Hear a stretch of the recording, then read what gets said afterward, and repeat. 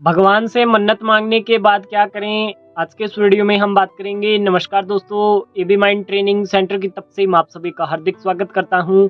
आज के इस वीडियो में हम बात करने वाले हैं कि भगवान से मन्नत मांगने के बाद में क्या करें। ये सवाल था किसी का और इसको मैं आज के इस वीडियो में लेकर के बताने की कोशिश करूंगा। किसी ने पूछा था, लेडीज ने मेरे से।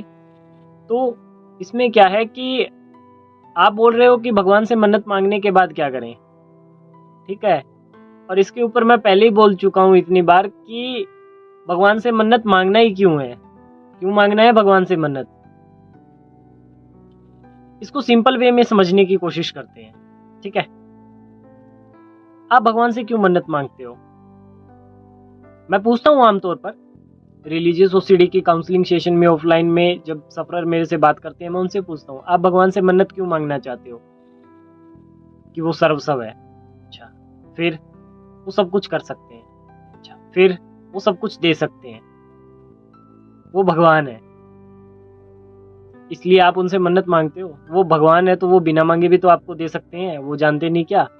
सर्वस्व जब आपने बोल ही दिया कि वह सर्वस्व है, सब कुछ कर सकते हैं, शक्तिशाली है, ठीक है, वो तो आपको सब कुछ दे सकते हैं। इसको छोड़ते हैं, प्रमाण पे बात करेंगे। गीता के 11वें अध्याय में बोलते हैं ना कि मन में मैं हूं, मौन में मैं हूं, वाकवाणी में मैं हूं, वाकवाणी में मैं हूं। तू जो भोजन करता है उसको पचाने में जठराग्नि मैं हूं, ये बोला जाता है भगवान के द्वारा, ठीक है। जब ये सारी बातें वह बोल रहे हैं तो आपको ट्रस्ट किसके ऊपर नहीं है? अब आप बोलते हो हमें तो भगवान पे ट्रस्ट है, तभी तो हम तो धार्मिक इंसान है, भगवान से ही मन्नत मांग रहे हैं। मन्नत तो मांग रहे हो परंतु डाउट भी तो कर रहे हो ना, वो भी तो देखो ना। आपको मैं तो मेरे से जो पर्सनली सवाल पूछते हैं ना, मैं उनसे एक ही बात कहता हूँ, मन्नत मांगना ही क्यों है? क्यों मांगना है मन्नत? भगवान तो सब कुछ जानते हैं आपके बारे में, ठीक है। और आपके मन्नत मांगने से थोड़ी ना देते हैं वो। आप जो मांगते हो वो थोड़ी ना देते हैं वो आपको वो देते हैं जो उनको पसंद है। उनको है ना, आपने मांगा कि हे प्रभु मुझे आज दाल रोटी चाहिए, उन्होंने कहा नहीं आज तुझे 56 भोग खिलाना है, तो उनके हिसाब से चलेगा ना, आपके हिसाब से नहीं चलेगा, ठीक है।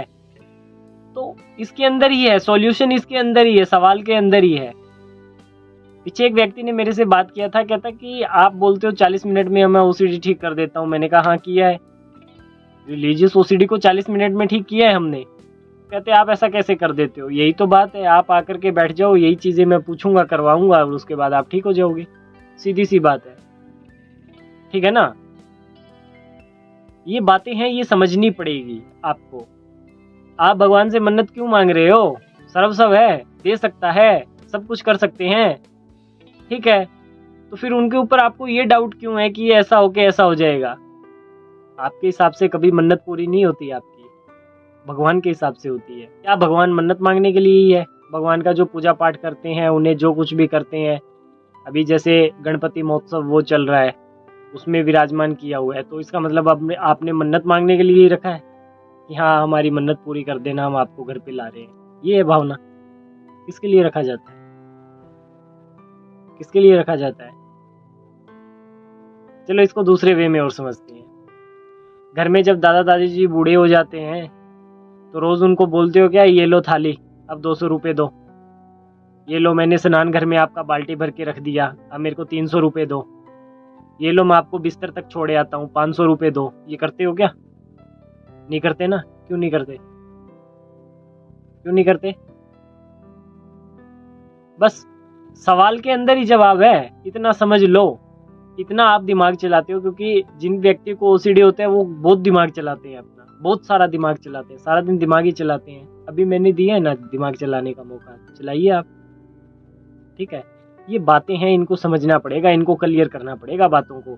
तो रिलीजियस ओसीडी को खत्म करना कोई लंबा चौड़ा सिलेबस नहीं है। जितने लोग आते हैं ना हमारे पास में, बहुत जल्द ठीक हो जाते हैं। रिलीजियस ओसीडी को खत्म करना बिल्कुल आसान है, ठीक है।